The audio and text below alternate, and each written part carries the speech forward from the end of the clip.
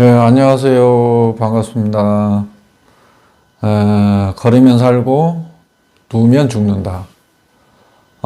설 명절 다들 잘 보내셨죠?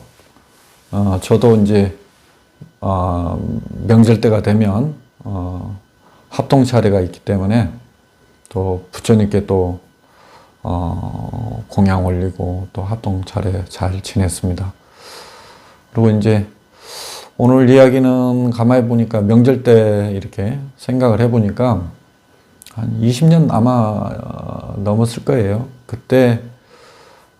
그때도 설 차례를, 합동 차례를 지내고 나서 제가 알고 있던, 법명이 법진 스님이라고 저 충청도 홍성 스님이신데 연락이 왔어요. 자기 고향이 홍성인데 자기가 표가 있고 해서 같이 한번 나들이 한번 가지 않겠느냐고. 그래서 2박 3일 일자로 그렇게 이제 가기로 하고 용산역에서 이제 만나기로 해가지고 용산역에서 열차를 타고 이제 홍성으로 내려갔습니다. 참 오래간만에 이제 열차를 이제 탄 거기도 하고 기분도 이제 들뜨기도 하고 어찌나 그 명절 이동 하던 사람들이 많았기 때문에 거의 뭐 콩나물 시루처럼 그렇게 힘들기도 했지만 굉장히 즐거웠던 것 같아요. 그렇게 해서 밤에 이제 홍성역에 내려가지고 그 스님 집에 그 스님 집이 양조장을 했던 것 같아요. 양조장. 그래서 이제 그 스님 속가 집에서 하룻밤 묵고 아침 11시 열차인가 그때 대구로 가는 열차가 있었던 것 같은데요. 시간이 좀 있고 해서, 일단은 그 애산에 그 수덕사 정여사를 한번 올라가기로 했습니다. 그래가지고 택시를 잡아 타고, 수덕사 그 위에 선방, 정여사 선방으로 이렇게 그 당시에 마벽조 큰 스님이시라고 계셨어요. 워낙 또 유명한 어른이시기도 하고 큰 스승이신데 그분이 이제 항상 그 일을 놓지 않으시고 늘 그렇게 일만 열심히 하시는 그런 스님이신데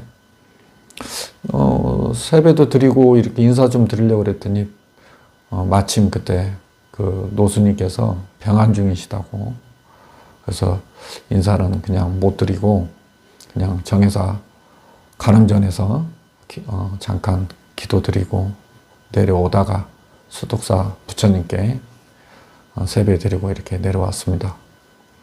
그러고는 이제 열차 시간이 다 돼서 홍성역에서 다시 이제 대구로 가는 열차를 탔던 대전인지 대구인지는 명확하지 않습니다만은 일단은 그 대구로 갔던 것 같아요. 그래서 그 가는 도중에 그 옆에 창가 쪽에 스님이 타시고 그 다음에 내가 이제 옆에 타고 그 다음에 이제 또 창가 쪽에는 노보살님 한 분이 계시고 그 다음에 이제 저 맞은편에 이제 애기 아주머니가 이제 갓난 애기를 안고 계셨던 아주머니가 한 분 계셨는데 이 할머니가 자꾸 계란을 그렇게 까주시면서 자꾸 먹으라 그러는 거예요. 근데 거기서 스님들이 계란 그 까준 거를 먹기도 그렇고, 그래서 처음에는 그냥 손사래로 이렇게 됐습니다. 이런 식으로 그냥 손으로 이렇게 하고 말았는데, 근데 그러고 있는데 갑자기 아주머니가 얘가 칭얼대니까, 젖가슴을 팍 내놓은 틈하는 애기를 젖을 물리는 거예요. 제 앞에서. 그러니까 저는 갑작스럽게 너무나 당황스럽고 얼굴이 빨개지기도 하고 지금도 얼굴이 빨개지려고 그러네. 그러니까 어찌할 바를 몰라서 시선을 그냥 저 창가 쪽으로 이렇게 돌렸는데 그 노부살님은 주책이지 자꾸 그런 것도 모르고는 자꾸 또 계란을 또 권하네요. 그래서 나도 그냥 은근히 좀 화도 나길래 됐어요 하고 큰 소리로 그냥 이렇게 됐습니다 이래 했더니 그 아주머니가 젖 물렸던 아주머니가 깜짝 놀라는 거예요. 그러고는 그 아주머니가 애기와 함께 이렇게 살짝 돌리더라고요. 그러니까 지금 생각해 보면 그 옆에 있던 스님도 아주 그냥 말라가지고 있던 스님이고, 저도 그때만 해도 굉장히 말라서 아마 그 옆에 그 아주머니가 내가 비구니 스님이지 않았나 하고 착각을 했던 거 아닌가, 제 생각입니다. 근데 아무튼 그렇게 해서 이제 대구역에 내려가지고 이렇게 있는데, 대구역 막 계단 내려오고 있는데 한 4살 정도나 됐을라나? 그 애가 한 손에는 과자봉도 들고 있고, 근데 애가 자꾸 울고 있어요. 그래서 그냥 지나가게 뭐해서 왜 우느냐고 그랬더니 엄마가 안 온다고.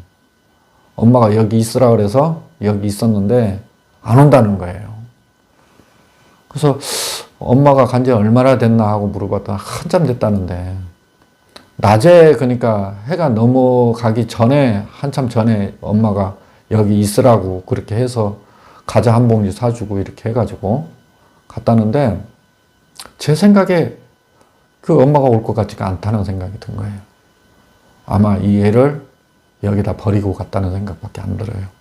그래서 애를 보니까 얼굴은 빨갛게 그냥 추위에 애가 그냥 홍당무처럼 돼 있지, 울어가지고 콧물하고 범벅이 돼서 그냥 애가 그냥 그렇게 돼 있는 상태에 엄마가 올 거라는 생각으로 그렇게 기다렸는데, 그렇게 애가 보니까 막 발도 시려가지고 그냥 동동거리고 있고 그러는데,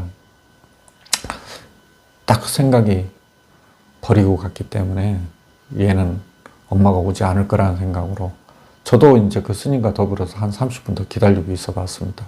근데 도저히 아닌 것 같아요. 밤은 어두워졌는데. 그래서 그 아이를, 왜 애들 잃어버려 하는데, 미아소인가? 거기에다가 애를 맡겨놓고, 이제 그 마산 가는 그 버스를 타고 그 스님과 함께 이제 이렇게 오는데, 내내 그 아이가 눈에 밟히더라고요.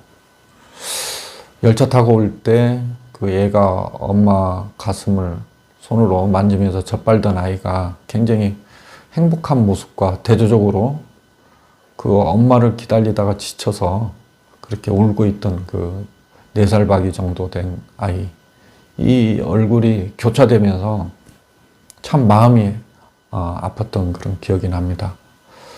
그래서 이제 저는 그 스님과 더불어서 마산에 와갖고 그 당시에 이제 진해를 이렇게 갔던 기억이 납니다. 여러분들도 요즘 아시겠지만 그 애가 2주 된 애를 젖 먹다가 토했다 해가지고 애를 갖다가 던져버려가지고 뇌출혈이 돼서 거의 뇌사 상태가 됐던 아이가 있는가 하며, 또 3살 먹은 그 딸을 친모가 애를 때리고 폭행하고 그러고는 그냥 내팽개치고 자기는 그렇게 인근으로 이사를 가버렸는데, 나중에 보니까 애가 시신을 이렇게 죽어서 이렇게 시신도 훼손될 정도로 이렇게 됐다 그래요. 이런 일들이 자꾸 요즘에 우리 주변에 일어나고 있습니다. 참 어떻게 보면 그 엄마로부터 사랑받고 귀여움을 받아야 될 애들이 그 친모로부터 그렇게 학대받고 폭행당하고, 그 또 어떤 아이는 매번 그렇게 애를 구타를 하고 폭력을 행해가지고 말 안 들으면 목욕탕에다가 가둬서 그렇게 밤새 그렇게 가둬놓고, 이런 일들이 우리 주변에 너무나 흔한 일이 돼버려가지고 참 이게 사회 문제가 되고 있습니다.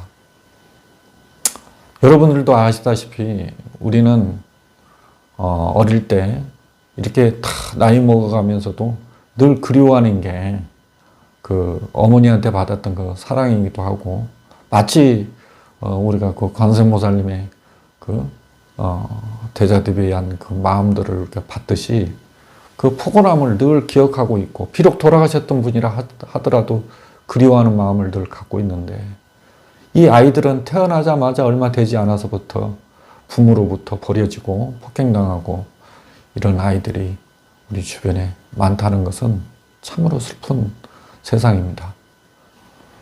그래서 왜 이 같은 일들이 자꾸 일어날까 하는 생각을 하다 보니까 그들이 지금 20대 초반들인데 이들이 자랐을 때 어땠을까?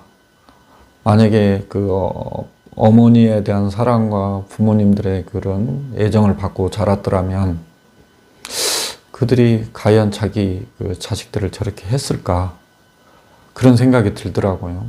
아무리 상황이 어렵고 힘들더라도 그래도 자기 뱃속에서 나온 자식들을 저렇게 두지는 않을 텐데 하는 그런 생각이 들어요. 그래서 요즘에 흔히 핸드폰 시대 또 여러 가지 그 게임 이런 것들이 많은데 그 게임, 영화 등등 이런 곳에 보면 폭력주의, 그러니까 정서적인 면에서 그 요즘 자라고 있는 아이들이 너무나도 그런 게 노출되지 않았을까.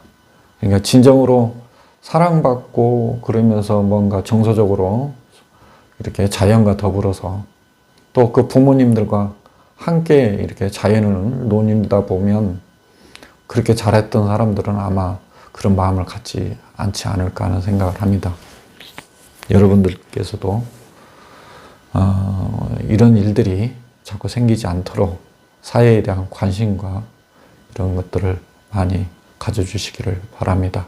감사합니다. 참여합니다. 감사합니다.